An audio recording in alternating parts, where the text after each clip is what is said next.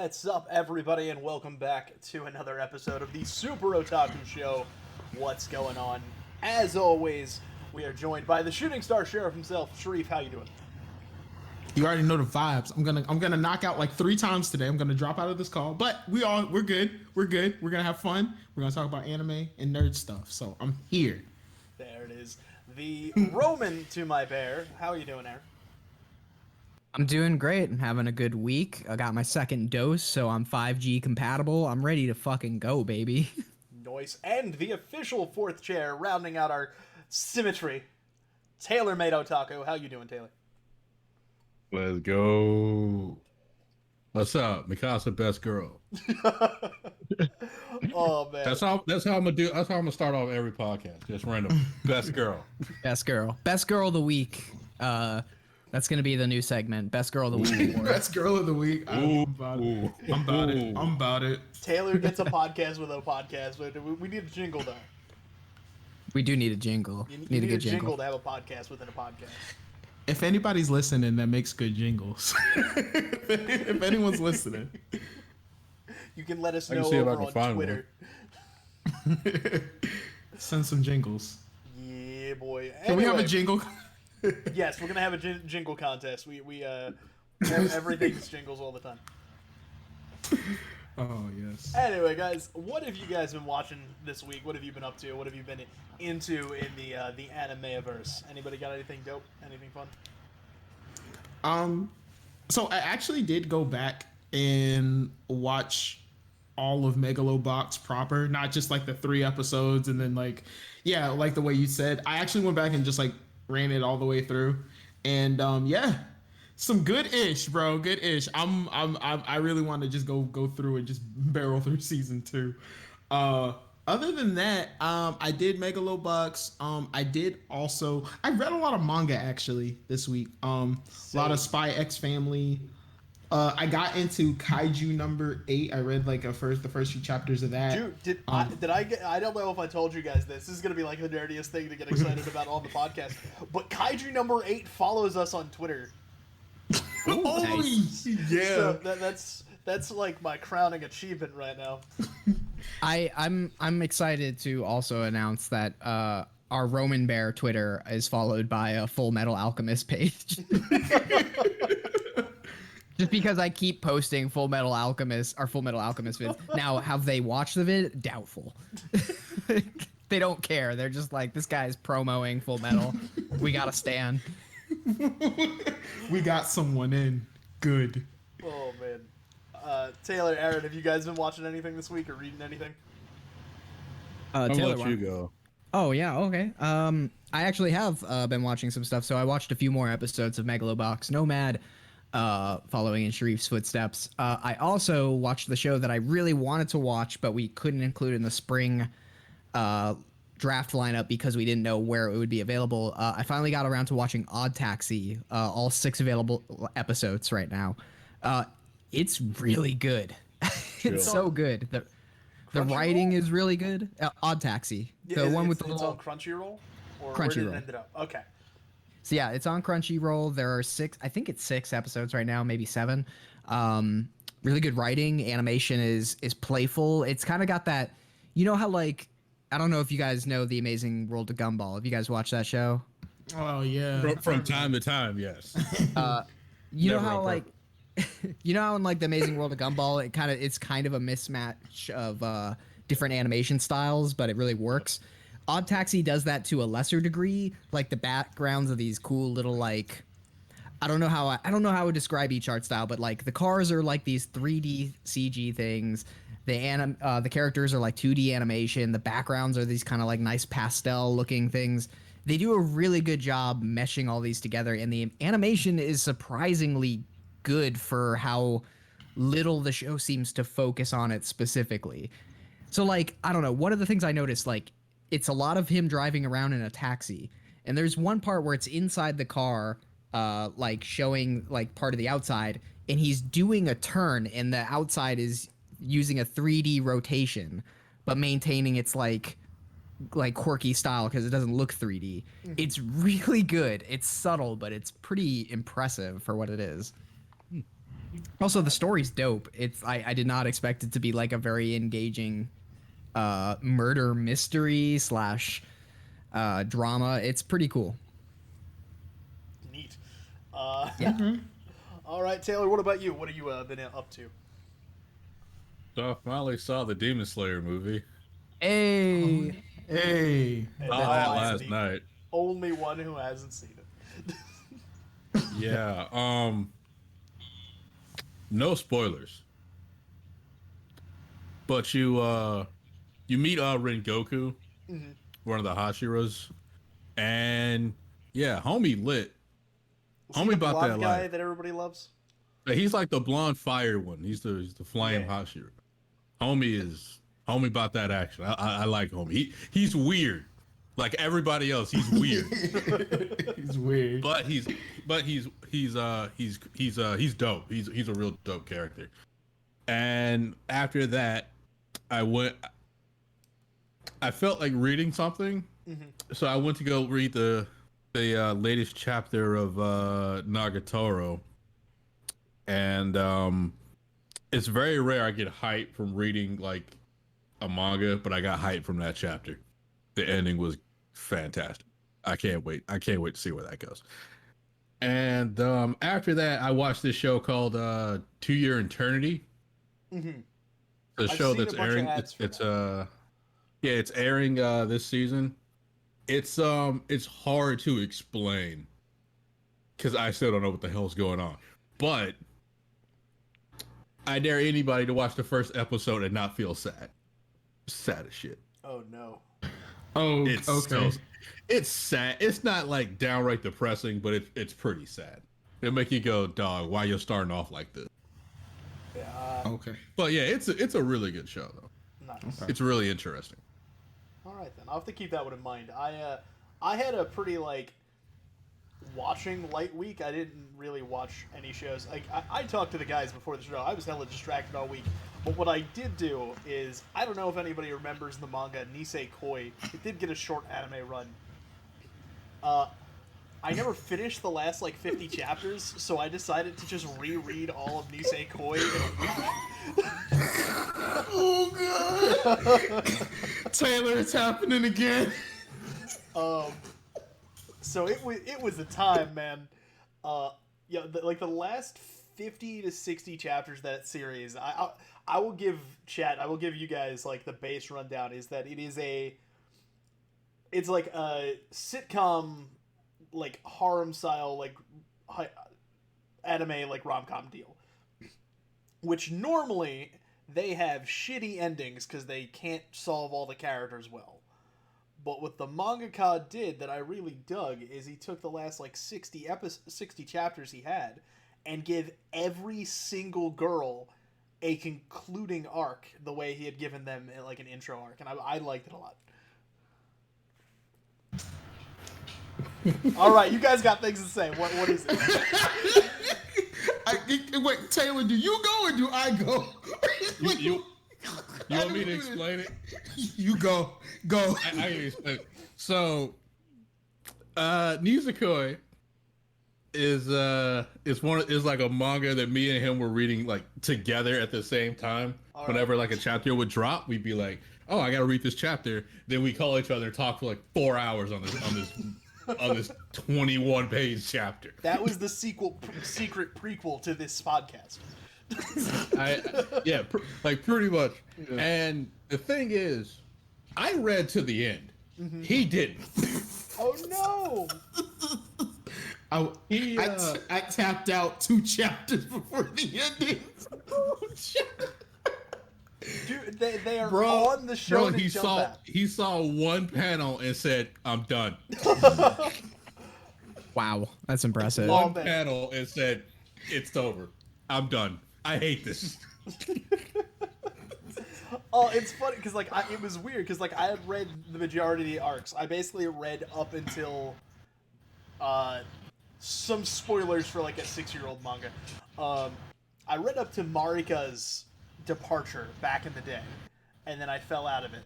So like I got up to there, and then it just like cruises through to the end, and I was just really excited because I've seen like a ton of really unsatisfying like romance manga. I think the one that always bothered me a lot was I want to say it was like Shuffle or something back in the day. I had like a not satisfying ending. I don't remember. It was one of the ones that was on with that. Tell me it was Shuffle. See, I like Shuffle, favorite. but like Shuffle's like right here, bro. If I recall, that's the one that I didn't like the ending because I think one of the girls just got shafted and she was probably my favorite. That sounds like a butthurt fanboy problem. Undoubtedly, that is what I do. That's what I have with Nezuko. Oh no! So who's your girl? Who were you like rooting for? Who were you like wingman and? He's great. See, you're wrong. It's the Gorilla Girl all day. No. See, Yep. I hate her. I love her so much. She's my favorite. I hate her so much. She not once but twice fastball specials Raku across rooftops, and it was amazing. Why? I don't know. It was great. They devolved into some utter chaos at the end of that Why? show. Yeah. Why? Why is she so unbelievably violent I don't and know. also worthless? Oh. Hey.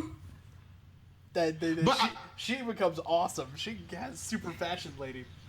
I do want to ask you this one question now that you have finished it though, Scott. What is your favorite? What was your favorite arc? Oh man. Just real quick. So one of the chapters that sticks out to me, it's not technically an arc. It's like three things. But when Rudy and her grandfather, I don't know if you remember that, but that one stuck with me, and it's such a little background thread that leads to a really important background character arc, and it's because I like Shu Maiko like a lot as a character. He's somebody I can empathize with a ton. That's the homie. Because like he is a dude who's like he acts Shu is like the boy. The quintessential pervert character in every anime. Poor Aaron is just out of this. He acts like the quintessential like pervert anime character, but in reality, he's the one who sees things the most and is always caring. He just doesn't want to show like any vulnerability, so that's how he deals with it. And like he straight up says that when like he talks to Rudy about things. And I was like, I really like him. Shu is the boy. Shu is the boy. So I mean, I could do a whole podcast just about like this. We have to get into that soon. I mean, we do have a whole podcast, so that's it's good news. There is a lot of cooking by the way, in it too to fit with the anime kitchen thing. So, yeah. By the way, I know Sharif is watching it. Taylor, you said you were watching it as well. Is everybody up to date on My Hero this season? Yeah, I'm not all the way up to date. The last thing that I watched that happened is probably like 3 weeks ago. It's like when the mushroom girl showed up. Yeah. And that's basically it. I don't care about spoilers. I'm not having that great of a time with this arc. No, I'm not either. Like I wanted to talk about that just a smidge. This arc has been this arc's been highly disappointing to me. It feels like they keep going back to this like tournament arc idea for full, and like I know they're in a school where they're specifically training to be heroes, but it's just like I don't know, this one feels old. However, there is one thing that keeps me semi interested, and it's that randomly, for no discernible reason, they will hire animators that are, or like animation directors that are incredible. Like there is in the first fight they have. And these are all characters that nobody cares about, like in the first fight, really. Who is it? It's Zappy Boy. I'm sorry, no, we got Frog Girl. So that, but Frog Girl's not even in the sequence they're animating. So, are they doing filler right now in My Hero? No, it's not. No. It's not necessarily filler. They're doing it's another class training thing. Yeah, it's class 1A versus class 1B for a training. Oh, and it's like, are they not doing it well? Because it was cool in the manga. Like that's the thing. Like in the manga, it's like okay, everything's like well paced, but when you take off like a year and then come back to like another training arc, and it's taking forever. Bro, like we just saw this literally 3 times before. Yeah, and honestly, I think it was like if every episode was exactly one fight, like instead of splitting each fight up into 2 episodes, like I'd be fine with it. But this just feels slow. and methodical. If it was like the tournament arc before, when they would run through like 3 or 4 fights in like a single episode, and like not like drag it out unless it's like a big one, then it's like, okay, cool.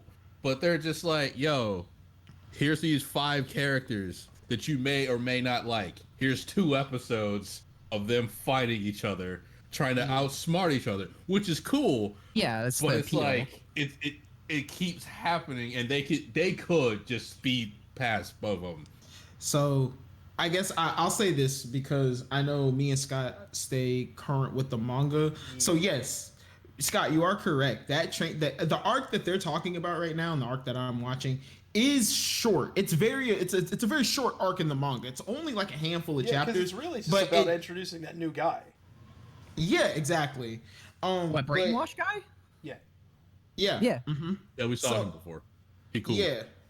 But it is kind of padded out in the anime a little bit. Like some of the fights that I'm like, this should only be an episode, or because it was only like a chapter in the manga, it's like padded out to like 2 episodes. So I'm just like, what it was. That bums me out. Also, he's cool and all. Like, I like brainwash guy, and like obviously he's made some strides, but also they're like putting him up against Deku, and they're trying to make it seem like, well, this will be the fight of the century. This, like, in the intro, it's like the last thing you see is like those two like facing off, and I'm like, listen, I don't know if you know what Deku's been through in the last like couple of years of his life, but this dude straight murdered a Yakuza boss. Yeah, so like I'm not worried about brainwash boy.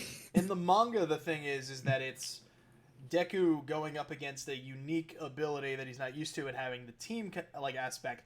But the big thing is that it's about the brainwash guy having a chance to prove himself. It's a little more his arc than Deku's, and Deku is like the antagonist. And that was interesting, is watching him need to overcome this and have this growth. And it also shows you some flaws in the hero system, which is really interesting. But I'm sad that they're ruining that arc. They're not, like I said, they're not ruining it. It's not ruining it. It's just boring. It's too slow. It's like, and like I said, there are moments where the animation makes up for like a few episodes of dullness, because like this last episode, whoever's animating, is it Idaka? His reciprocal, Lita. His reciprocal turbo. That part looks fucking insane. Like that whole sequence was like, Jesus. I'm gonna have to try and catch up this week, so I can see what you guys are talking about. But first things first, I think we should get into some news. I only have 2 pieces, but if you guys got more, you can chime in. Oh, you know I got news. Yeah, Aaron's real excited about his. I'm going to go over mine real quick. One is that the Scarlet Nexus video game that's coming out later this year, its anime is actually beginning on July 1st, which I was surprised that the anime is coming out before the game. That's always an interesting marketing tactic to me. So I thought that was interesting. I'm looking forward to like checking it out to see what the lore of that world actually is. I'm excited as a guy who plays anime games on his channel. I'm super excited for it. Because I was way more interested in the game before, like I heard about the anime. But now that there is they probably are gonna put the anime out just to kind of get eyes on it, so people be like, "Oh, go get the game." So I can see that's probably the marketing ploy there, marketing tactic. That makes sense. My other one is just that the movie Bell by Mamoru Hosoda officially has release date, at least in Japan. They don't like us, so we don't get one. But it's July 16th. It's the day after my birthday, so it could have been my birthday movie if Japan wasn't greedy. Gimme. I want my Hosoda movies. They're so good. I'm gonna go watch The Beast and the Boy again. That movie, dude. Like I like that movie so much. I watched it in like 2 days back to back. I watched it in English and then I watched it in Japanese, and then like a week later I watched it again. I love that movie. It'd be like that. It do be like that. His best project he ever made though was I mean, like he's made just like nothing but hits, but he peaked early when he made Our War Games, the first part of the Digimon movie. Yeah, hey. Yo, those are straight facts, though.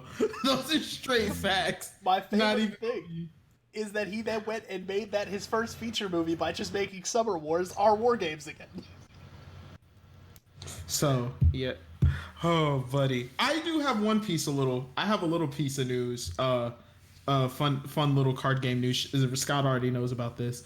But Shaman King is getting a buzz. Shaman King not only has come back with its reboot, but is getting a special collaboration with Card Fight Vanguard. So later in Japan, which is going to be around November-ish. So we're probably expecting early next year for the States. There will not only be a Shaman King start deck that's going to be in the overdress format, which would be the current Vanguard format, but you can have a Shaman King deck and it's going to get its own Shaman King booster pack. So there's going to be a whole Shaman King themed deck for Vanguard. So, which is funny because when they announced it, a lot of people were like, I like Shaman King, but I don't know what Vanguard is, so I might give it a crack. Not to mention, start decks are $4 now, so like, I don't know. It's cool, So, cool little news. The fun fact with this, and like the reason that for like me and Sharif, this is kind of coming full circle, is the reason we found Vanguard is because I liked the art of the cards, and one of the arts I liked was the original Tsukiyomi card line, which was drawn by the mangaka of Shaman King. So it's like fun and coming full circle for us, and they're gonna get so much more money out of me with that. Shaman King the deck. So that was fun little anime news that I got this week. So that's all. All right, Aaron, go on. Okay, you guys ready for a wonderful headline right now? I'm gonna read to you the direct headline, and I might actually just read you the article because I think I could do it in under 5 minutes. That's too many minutes. You need to do it in under 1 or not at all. Also, you can't read a whole article. That's stealing. It's important though because it's so. All right, here's the headline: Target pulls Pokemon cards from stores, citing threat to workers and customers. Yeah. Now that's a headline. Now, if you're a journalist, that's a headline that's gonna pull in the clicks. That's gonna pull in the advertiser dollars. Now, the important thing you have to understand about this. Now, this headline's a litmus test. You just throw this up and see how many people actually read the article. You'll see how like they respond differently. Because if you read the article, this headline's a joke. This headline's just straight up the most like what's the word? Irresponsible headline I've ever seen in my life. It does not like actually seem to care about what the story is. They're just like, oh, this is gonna make a sick headline. So did you like do some research into what the actual full like thing that's going on is? I tried. Okay, so I gotta give a little bit of background because I saw it and I thought this will be a fun headline to talk about on the show because Pokemon cards. Mm-hmm. Within the first paragraph or the second paragraph of this article, it's already like Pokemon cards and sports cards are the thing that's like driving this insanity. Because Pokemon cards, while having gone up in value in some areas, sports cards are actually causing a huge craze right now. Like they're hyper valuable, and so like Target. I don't think Aaron knows what's going on right now with things. So. No. Here, okay. So no. You're about to say the Pokemon cards in the cereal boxes story. No, I was just gonna say like this is a real thing. Like if you go to supermarkets, like I live in not a rural part of Florida, but I live in a area of Florida that is generally like less populous. Like it is just outside of like vacation areas. It's mostly like retired people or people getting towards retirement. Not a lot of kids. The Walmart, the Target, and I think it was like Sam's Club or something. Like all of them look like they have been fucking ransacked in the card aisle. It's horrifying. It looks like the beginning of like a zombie movie. You know when like everybody's gone too crazy and raided the like the drugstore. Went to get cards. Like except for it's only the card aisle. Just imagining like somebody in the zombie apocalypse like going straight for the card aisle. Like guys, you're thinking short game. You're thinking like, how am I going to eat tonight? But I'm thinking, how am I going to keep myself sane through the zombie apocalypse? And I'm thinking Pokemon cards. I can't remember the name of the company right now, but literally on podcasts I listen to now, like I've been hearing ads about like there's this company that what they do is you can buy into a booster box that they have, and then you like put in like an amount of money and you get like a specific type of card if that card comes up. and they do like the openings on like live streams, and then they send you the cards. Like there's so much weird ass content going around based on card pack openings right now. It's wild. Yeah, but here's the thing. So like this is what's weird about it is that like so in the story they talk about how like people buying up a fuck ton of cards because like what Scalpers collectors suck. Yeah, exactly. People are they're gonna buy as many cards as they can, hope to get the rare ones, and then sell those for an inflated price. It seems like basic shit people do with plenty of other collectible items, especially when they're doing like promotions. Like Pokemon now is doing like something with like a couple of rare cards, like the cereal box story. Oh, that's my favorite line in here is like people are ravaging cereal boxes. Like this happened like twice. Like there's like a Twitter post that went viral because it happened like twice. All right, so this is what's important about the story is that it seems to be conflating a bunch of different things together. First of all, it's already like undermining the fact that this could have been sports cards because it never actually says what really happened was a guy got jumped in the parking lot of the Target. So not in the Target, nowhere near the workers or anything going on. He got jumped outside in the parking lot.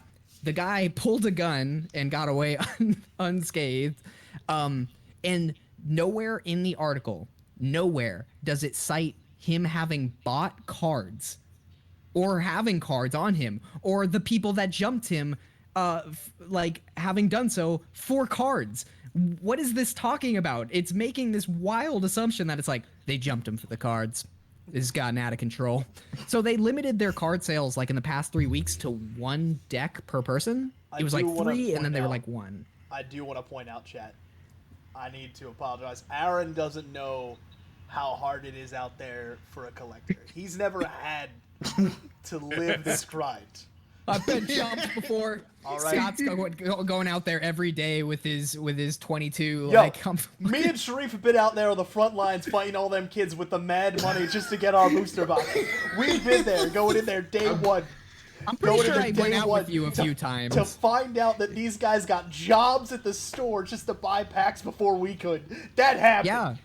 Yeah. So here's the thing. I want to make this very clear. Now, Pokemon fans, as we remember from the Pokemon Go fiasco of many years ago, Pokemon fans are crazy, but they're not violent. They're all kind-hearted maniacs. That's putting it very mildly. Right? Like, we all remember the crazy stories from Pokemon Go days. Like people going into restricted zones and like coming onto military bases and shit. So it's like, there's a fucking Charizard in there, man. I'm going in. There has to be Finally, they found a way to motivate children to like fight other people's wars. Is you just put legendary Pokemon inside like enemy bases. You just let the Pokemon horde overwhelm their defenses. But like, so anyways, I'm sorry, I gotta like make one more thing about this. I wanted to see, it looked like they had a clickable link in this article linking to like a story about the attack specifically. So I was like, okay, I want to look into this. I want to see if like anybody interviewed the person that was attacked or like the people that attacked him, if anybody got caught. And I click on this link and here's the article it takes me to. Child hunting for crawdads in 1985 finds class ring. Social media finds owner.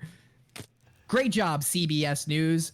Good job making a story up. You weird fucks. Like irresponsible reporting. Don't believe anything you read in a headline. Please read the articles. About Pokemon cards. Those people are vicious. Be safe. Vicious card game. Like, it does cite this weird story in Japan about a guy that broke in. Like, it says he roped into a store and stole $9,000 versus of Pokemon cards, which is a cool story. Like, if true, king shit right there. But you like, better get a Charizard for that, right? Like, dude, who hears stories about people roping into stores anymore? Like, fucking Mission Impossible style. Cool set. But I want to make this very clear.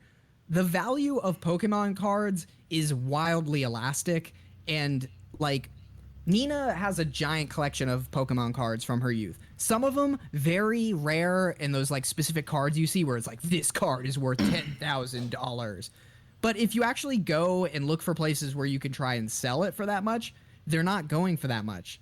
The reality is the card is only worth as much as somebody's willing to pay for it. So maybe at one point that card could be or would be worth $10,000. That's cards, like, in general. It's collectibles. Right. It's only worth as much as the collector is willing to pay, but also you got to remember that when it comes to high-end collectibles, you have to have things appraised, rated, and properly protected, or else it ain't worth shit.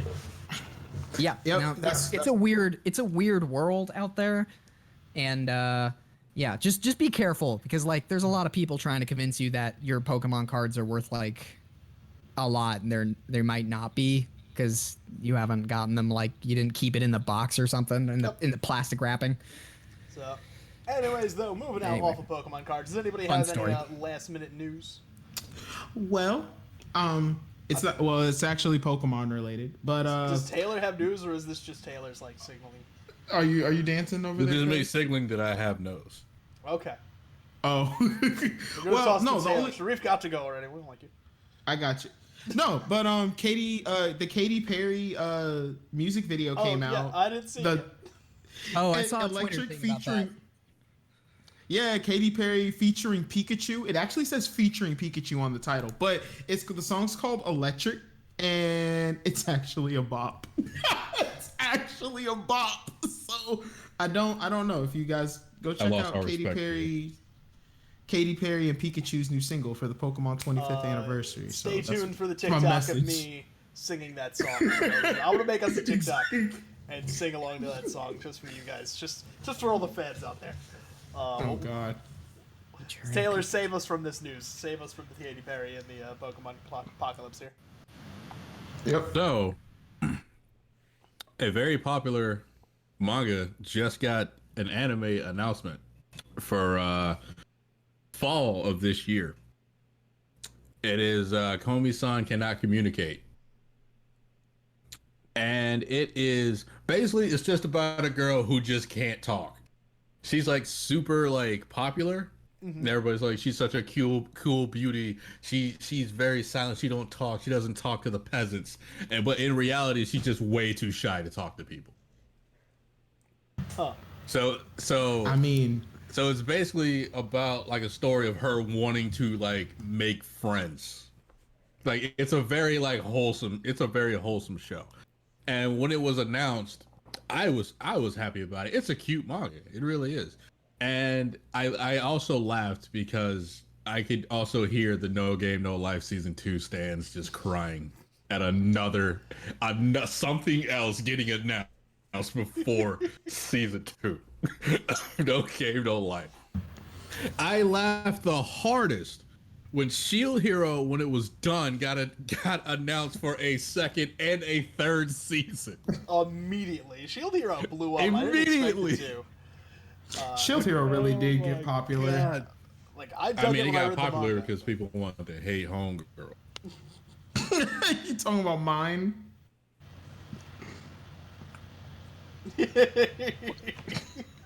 Well, I think that's a can of words to open on another day. So, let's move on to our main event. I think we got a question real quick. Kaylin in the chat says it sounds like it could be a good representation of someone with mutism, which is cool. Like seeing weird and different varieties of anime come out is definitely solid. Also, I'm being attacked by a baby bulldog right now. In case anybody's wondering what the hell is happening and why I'm moving slowly in my chair. Do you have Pokemon cards on you? Yes. My bulldog He's like, I is smell a trained. Charizard. My bulldog is secretly trained to just sniff out Pokemon cards on people. He attacks the kids all the time, and he's like, "I know you have them. Give them to me." That's gonna be the FTK, next. man. That's gonna be the next headline. Dog trained to sniff rare Pokemon cards attacks child. Oh, Turns out to just be a regular Charizard. I take it. and with Give me that that, card, boy. we're gonna jump into our FTK, topic. man. We're gonna jump into our topic of the show. This week, it is brought to you by Aaron. Aaron, what are we talking about? I thought it would be kind of fun to talk about how anime is produced, how it's made, what goes on in the kitchen. because despite the fact that the processes for production for like Western media are pretty widely known, I feel like a lot of anime fans and obviously people who don't watch anime know absolutely nothing about how anime is actually produced. And I feel like even us in the chat here can attest to that, is that there's a lot of secretive stuff that goes on in anime production. It's not widely known exactly how things are done, how everything's made. Yeah, I know we ran into that when if anybody doesn't know, like Aaron and I make like short films when we can. I do best to help him produce them, and he goes out and shoots them. And we made one called Cash Creditor Combat, and we definitely both like wanted it like this anime Scott Pilgrim hybrid style for it. And I remember sitting with Aaron for like 2 hours one night while he was just trying to figure out how anime sound effects are generated, because anime has a very like niche sound gallery compared to like most other mediums. It doesn't use a lot of the stock sounds and like things that you would expect. And right, there wasn't a catalog, there wasn't like breakdowns, there was like nothing on any behind the scenes stuff about it. It's like unexpectedly closed off. Like they just don't put it out there. You can expect to find a movie with like a cool sound effects catalog like Star Wars to have an entire section dedicated on their DVDs to how the sound effects are like done, because it's a cool process. It's experimental in a really interesting way. But like when it comes to anime, nothing, not a single fucking thing about what anime sound effects what makes them distinct, like what like not even like guesses really about how they're made. There was like literally one video I found where a guy tries to create his own anime sound effects, and the opening part of the video is him explaining like there was like no information on this. I checked everywhere because he's a sound effects designer, and he's like, I could not find a single fucking thing about how these sounds are made. So he had to like reverse engineer like sound effects he knew and try and get like a kind of idea. It's weird, but we're kind of talking about the broad scope of how the production of anime works. So does anybody in chat have a place they think they want to start? And I think I'll make this simpler. I want to talk about the ways in which Japanese animation production kind of differs from what we would associate with Western animation production, because there are some pretty distinct differences. Well, I think the most easy target here to point out the absolute, like, by textbook definition, wrong way to make a film production or anything, as far as, like, media goes, is the entirety of Hayao Miyazaki's process. I don't know if any of you guys... Oh, that's interesting. Hayao Miyazaki doesn't script anything, he just draws. And is sad and unhappy with the world, and draws beautiful, happy stories. And he comes up with the script as he goes. Okay, this is kind of a hyper specific example, because I think Hayao's the only one to do this. Yeah, he does not have a script. He just free flow through a story. And Scott and I have talked about this before, and how strange it is that this actually works so well, is that his stories, and a lot of Eastern media in general, kind of has this, it doesn't think about telling stories the same way. It's not about like, I have to have this 3-act structure where everything comes exactly full circle. It's more of just like, these are moment to moment life things. And they can function as a story because it's like a character study almost. You're just like watching things flow. And he approaches the process of making the movies exactly the same. He just draws storyboards. He's like, yeah, I like that. All right, we'll do that. And he just hands them off to the rest of his production team, and they don't have to know. They just do. It is quite unique.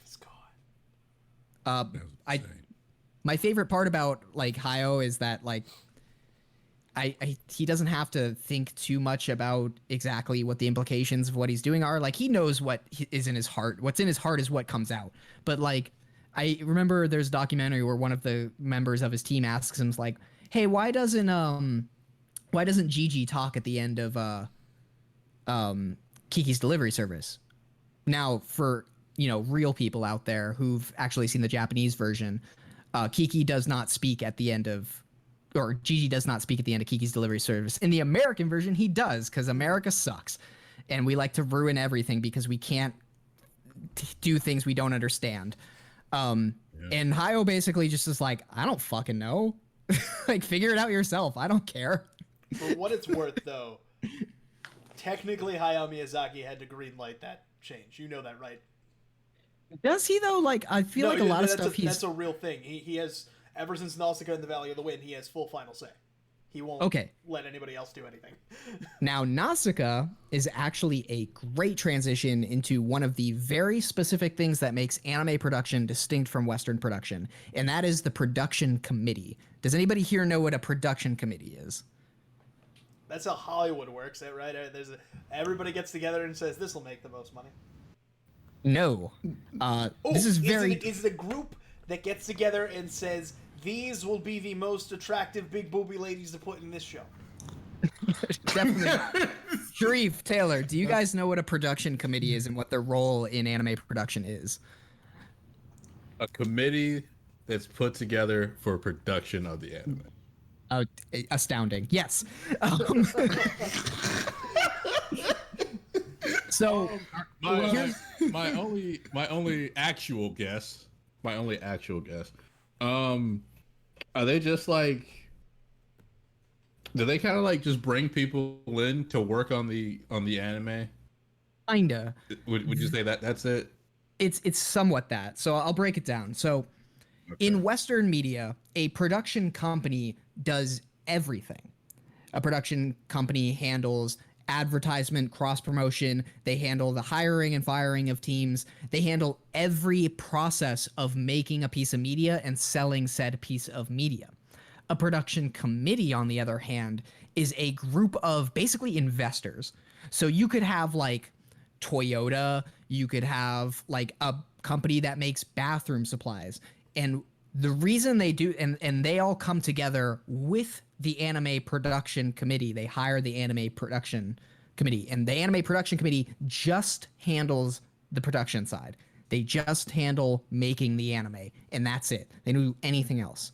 Now, the reason they started doing this was because they found out, like, for one, anime is very expensive. It's an expensive process to make. And they thought, all right, well, what we can do is we can minimize the risk by all these companies who stand to make a profit from said anime only put in a small chunk of change. Now, the reward obviously isn't as big, but it's way safer. So you're not gambling on an anime completely tanking, because lots of animes are made, and again, they're really expensive to make, so you're not putting all your money into it and then just getting nothing back. And the first two films that they tried this on, it started off in anime film production, was Akira and Nausicaa of the Valley of the Wind. And that's when they decided, holy shit, this works really well. Now, there had been times before when doing it the opposite way, where you're just handling it all at once. You're just throwing a bunch of money and hoping for a big reward. The only time that really works is with the largest hit production. So, like, Evangelion Neon Genesis is a great example. That anime completely took off. It took the world by storm, and they didn't really see it coming. That was a big risk, big reward moment. But other than that, like, there are like 200 animes produced every year in Japan. Could you imagine, like, thinking that any one of them was going to make it, like, completely big? Now, you got to play that shit safe. Like, so their ideal is literally that. We're just going to play it safe. Toyota puts in money, all these people put in money, and they get profit back from it. And they get the rights to merchandising and so on and so forth. That's why there are so many ridiculous anime tie-ins in Japan for, like, merchandise. Stuff that's like, why is there a Captain Levi, like, plunger at the store? Huh? Oh, it's detergent. Well, there is actually literally detergent with Levi on it. I'm only kind of making this stuff up.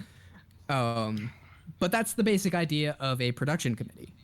And one of the very distinct ways in which anime production is different from Western media production. Now, does anybody see maybe a potential downside to that? Well, well, this is just a thing that I just kind of knew about. Well, not just knew, but I've kind of known about, like, just kind of looking into it. Is as far as because they play it safe and they keep things low. I know on the labor end of things, it's very, very taxing for animators. Is I know one of the biggest things is that because they try and keep costs really, really low. The biggest reason why a lot of animators don't get paid really, really well. We see this incredible talent all the time, but they hire a lot of freelancers and stuff like that because to try and avoid labor laws and labor codes. Which, I mean, Aaron probably knows this a lot better than any of us because he's lived in Japan. But they're super work oriented over that way. There's even an article. I'm not reading any articles. Not reading any articles about one American an American animator that went and lived in and worked as an animator in Japan, and he was actually hospitalized several times. I have that article pulled up. Yeah, I have that article. I have this is just stuff off the. You know, it's really good that you bring that up. You're actually like 10 steps ahead of me. In that, part of the problem is that the anime production company just gets a lump sum and they don't get royalties. They're just like hired to do the job and then they just fuck off, I guess. I mean, like, they're still with the studio, but like when Sharif says these guys don't get paid a lot, he's wildly understating how badly a lot of these animators get paid. If you're a head animator on one of these shows, you might be making $40,000 a year. That's if you're the top dog, like top animator in this place. Yeah, whereas you're walking around, you're a goddamn legend. That is 40,000. About the base salary for an animator in the US. Right. And if you're the lowest end of that, I'm not even getting into I haven't gotten to freelancers yet because those people get major screwed. But if you're like the low end, you might be making $18,000 a year. And the poverty rate in Japan is about $21,000 a year. That's their consensus of where the poverty line is. So you were living underneath the poverty line, working major long hours. We're talking like, there's been a couple different people who have attested to different things, but like you can be working like 37 consecutive hours and maybe 400-hour months. Mm-hmm. It's brutal. The conditions are pretty bad. Now, obviously, you'll hear the justification from them that like this is the kind of shit they love to do. Like none of these people are in it, you know, out of or aren't looking for like fame and fortune. They just love doing it. But it does kind of suck when you can't even afford to live like doing what you love. And Sharif brings up a great thing about freelancers. So remember how I said they get a lump sum? Well, like, all right, what if you're running out of money? Like you don't have enough money to pay like a full-time staff and you got to get the show produced. What they do is usually they hire freelancers for what's called in-between work. So like you have your basic sketches. How you get Dragon Ball Super. So like you get like you have like it's hard to describe it because I'm not an animation expert. I've never worked in the animation industry, but like you have like your basic sketch line work, and then in between that and like with the final layout of the drawing, you have like in work. So like sharpening up lines and making like everything look smooth. And those people get yeah. Do you know how much like they get paid? This is weird. I've never heard of this. You get paid per drawing. Mm-hmm. Yep. And I think those drawings are like, if you equate it to to American dollars, it's very low per drawing. It's like $1, like not even $2. It's about $2. Like if you had a perfect 100 yen to $1 exchange rate, you would be getting about $2 per drawing. Now that sounds pretty fucking cool because like think about it. Every second in animation's about 12 drawings if you're working on twos, which most animation does. Mm-hmm.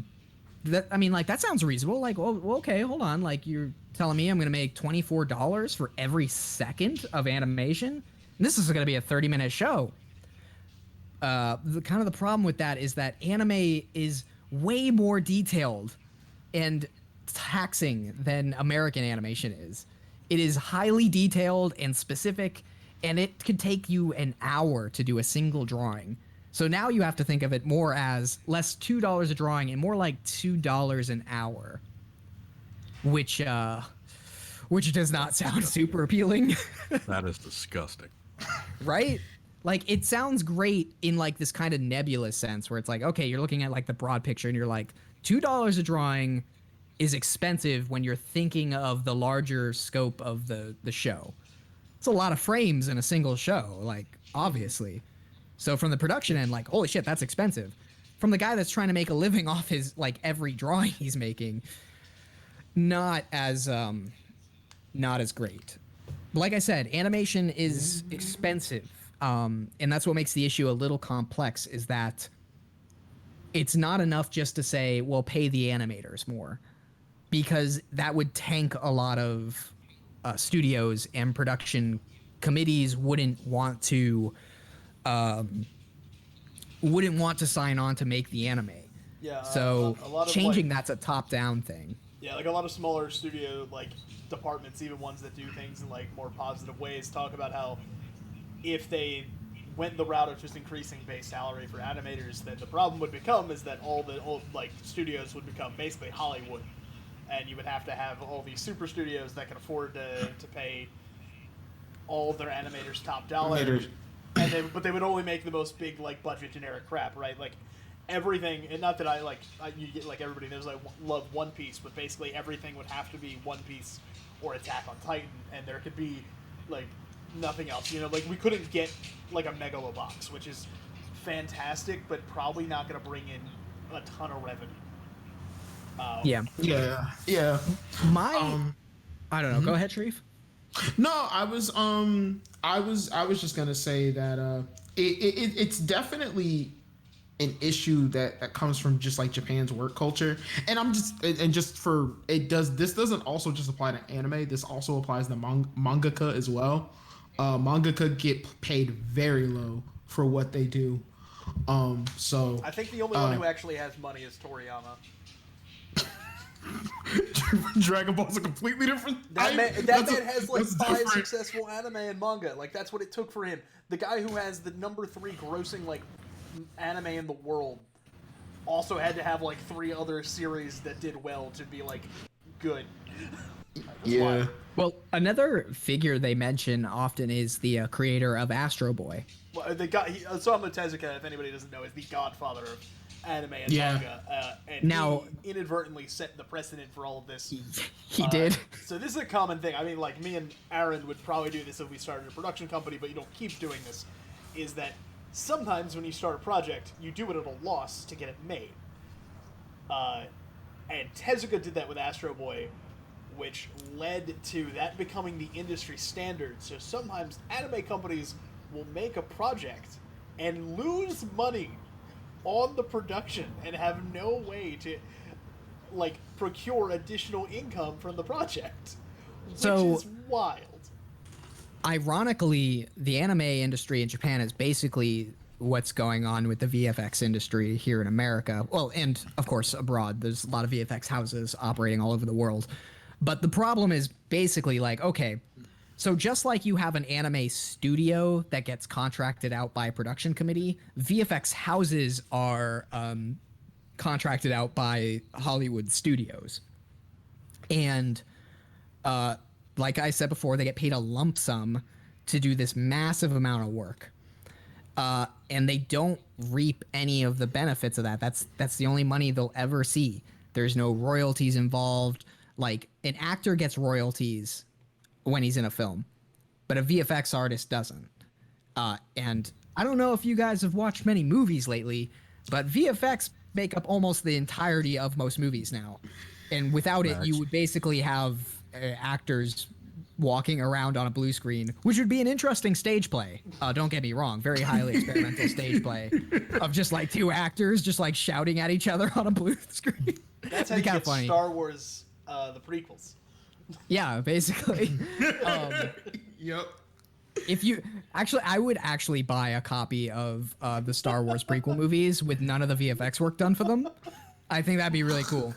All the sound effects and shit still in there, like everything else is in there, but just not the effects. So it's literally the whole movie is just a blue screen and the actors, and you would just hear weird sounds coming from everywhere. And the way I think that you could go about solving it, and this is something that's been suggested before, is that for one, the anime studios would get royalties for the work they produce. Like, because it doesn't really make sense for the royalties to go to the production committee, because the production committee is already making money off of everything else connected to the anime. So all the merchandise they produce, everything like that, because that's what they're there for, basically. They're just there to mooch off merchandising shit. Yeah, man. And they could still be making the same profit. It's just that you now any DVD sales, because currently, like, DVD sales don't even go to the anime studios. Like, how crazy is that? You're buying a complete product. There is literally no part of the product you are buying that is generated by Toyota or whatever company, like, put in some cash for this project. But the studio that made it in its entirety is getting literally none of it back. And currently, and the anime industry is a $19 billion industry. It's like annually. Yeah, like I think last year it hit a record high of 24. Incredible.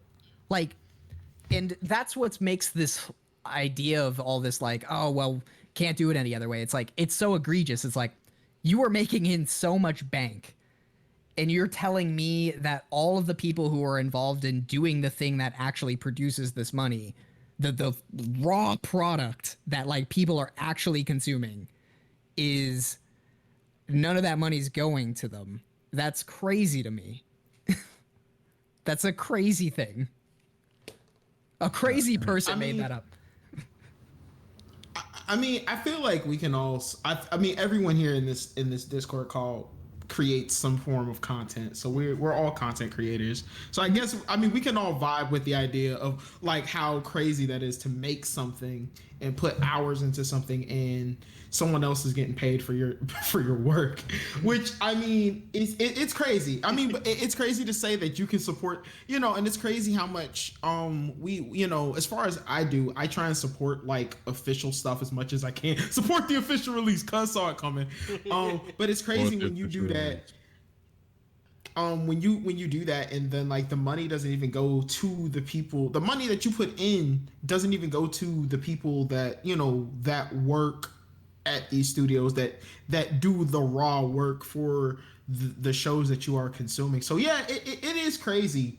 It is a crazy thing, and it's one of those things, like, I always kind of wondered, like there's got to be a better way to tackle that whole thing, but it's like a whole industry. So it's like the whole industry. So it's not like it's like the whole society. So it's something that has to be changed from the top and then trickle, and from the top down. It's, you know, I mean, it sucks. It sucks.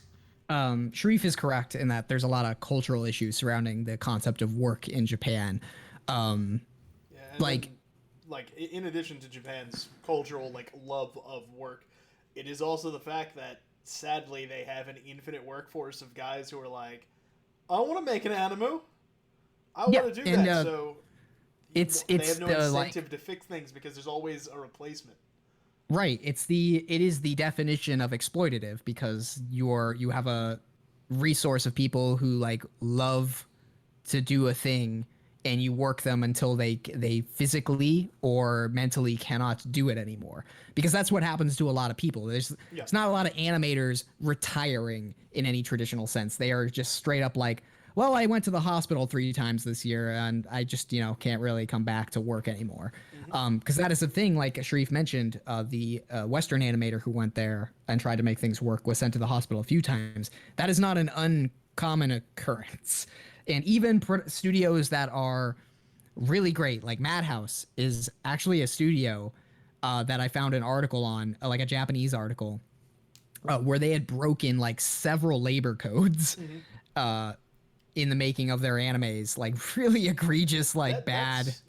Like, just the tangent off of that, that's a really crazy thing that, as I was going through the articles, I found is because of the way like Japanese culture is and their dedication to work, and the fact that even though it's grueling and they like die for it, and it is against the law a lot of time what they're doing, they don't report it. No, like the workers don't say anything, which gives the government no incentive to stop it.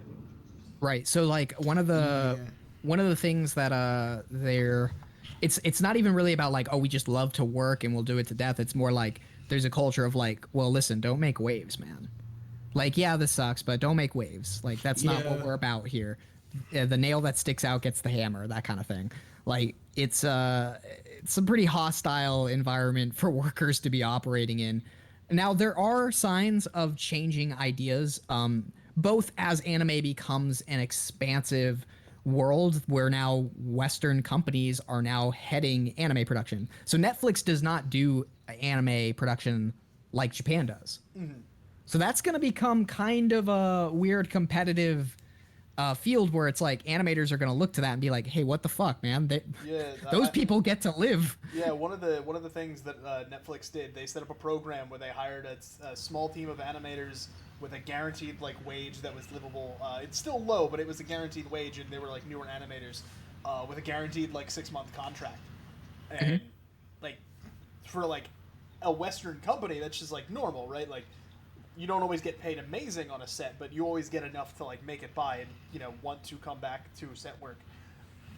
And so like these guys are starting to do that. Netflix is investing so much in anime, and I'm sure we're going to start seeing that pop up in places like HBO Max and any of these other big streaming services that are going to become titans. Yeah, Disney does anime, man. That's going to be well, and that's the problem is that like there's also the flip side where like there's a danger to like these Western companies which by their own standards are pretty egregiously exploitative and harmful to art and culture as a whole. Like I do not want to see all things become consolidated under Disney. I just don't. I have no desire for that. But like there are instances in Japan as well of like anime studios trying different methods where like the anime studio KyoAni, is anybody familiar with KyoAni? Kyoto Animations. Love KyoAni. What do they make, Taylor? Fill me in. Oh, you want the list of what they make? Yeah, give me like some highlights because I don't know what they make. Let's see. They made Violet Evergarden. They made Clannad. They made K-On! They made they did the animation for A Silent Voice. Full Metal Panic. They did They made Full Metal Panic. Did they make Full Metal Panic? Yeah, they did Full Metal Panic. Fumofu is my jam. Fumofu is the jam though. Fumofu. They're doing things a lot smarter. So like for example, they have animators on the board of directors for their team. Mm-hmm. That's a pretty classic thing that like even America has been trying to fight for a long time is like you should have people who are on the front lines of your workforce be in a position to where they can help make decisions for what's going to happen to everybody else. Yeah. And that's a thing they're experimenting with. I also think that they are kind of experimenting with like a style of co-op. Does everybody here kind of know what a co-op is? No, I do. A worker cooperative definition for you. No, I mean I don't really need one, but it's kind of like it's essentially a business where all the workers have an equal share in decision making for the business as a whole. Now that doesn't mean that every worker is making every single decision, but that they have an equal amount of power in the relationship within the workforce. Mm-hmm. So if you like start doing stuff that's highly exploitative of like 50% of the workers, they're not going to work anymore, and they hold that power. Yeah. Where if you work for Amazon, you ain't doing that shit. They're like, bye. We'll get somebody else to poop in bags in our drive. But so they're kind of experimenting with that style too, and I think that's really cool because co-ops, despite what people may think of them, are actually way more successful than traditional style businesses. Like 70% of traditional style businesses in the U.S. fail. They completely fail. They go bankrupt. The number for it's like the opposite for co-ops. I think it's even more that succeed. Like like an extremely high success rate. You heard it here first, folks. Roman Bear is going to become a co-op. Actually, I would love for Roman Bear to be a co-op. If we actually had like employees and things like that, I would be trying to make this. When we get our first angel investor to drop $250,000 into us. Where's our?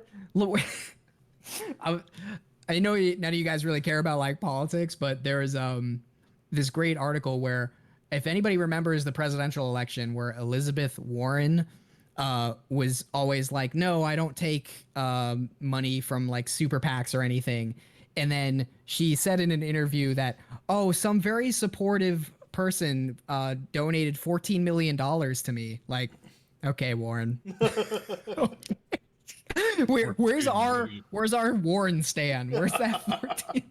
We'll take your cool 14 mil and we'll actually succeed.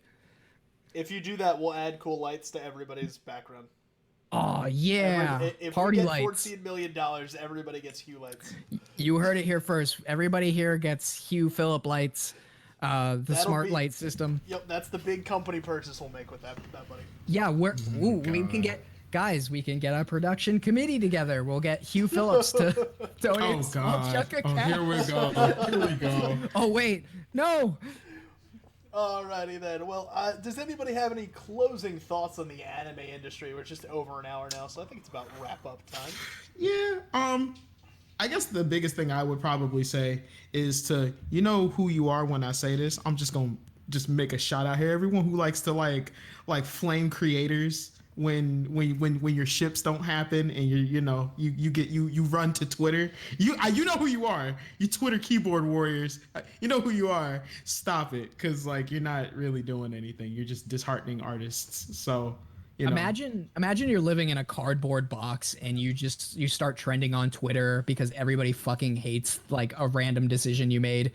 Like I don't know, like Mappa, whenever they took over Attack on Titan. And like all the Titans were CG because they had like 3 months to make them. Yep. Unlike the 4 years it took to like do detailed drawings for like the second season that everybody loved. No, yeah, they're definitely the problem. It's their fault. Attack the animators. Yeah, so hopefully people learn. Well, if you listen to this, podcast and it's enlightening to you. Like, if you listen to this podcast, you're based as fuck. You're cool as fuck. You're the coolest dude around. You would never do something like that. I know you. We love you. Yeah. You're the best. Think twice before you like attack creators and stuff like that, because like that happens all the time. And our fans would never do such a thing. So support these people, because like they literally do it for the love of the art. So literally, that's all I gotta say. Well, guys, if nobody's got anything else, I think we're going to start wrapping it up. You can find these guys off on the internet. You can find me and Aaron, of course, over at Roman Bear Productions on YouTube. You can find Sharif on YouTube at Shooting Star Sheriff. And you can find Taylor at TaylorMade Otaku on Twitter and the YouTube. And you can, of course, find the Super Otaku Show on Twitter at Super Otaku Show 1 or on YouTube at Roman Bear Streams, where we keep all the vids and wherever podcast services are brought to you. We've got them pretty much across the board now. Got the Pandoras, the Spotifys, the iTunes. You podcast it, we got it for you. Anyway, guys, it's been a ton of fun. Keep an eye out for my future Bear, Katy Perry, Pokemon TikToks. Until next time, so long. Bye, guys.